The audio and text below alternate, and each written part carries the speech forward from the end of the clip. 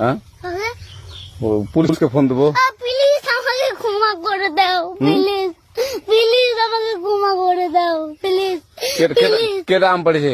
ওই যে ফারুককে ধরে নিয়ে আসেন, ওয়ে জিরাচ্ছে, আমাদের জিরাই নেই, প্লিজ। ওই আমটা তুল, আমটা তুল, আমটা তুল। কোনটা আম?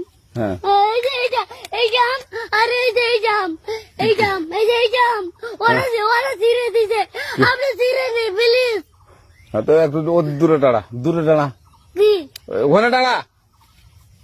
হ্যাঁ এখন কি করছিস তোয়া?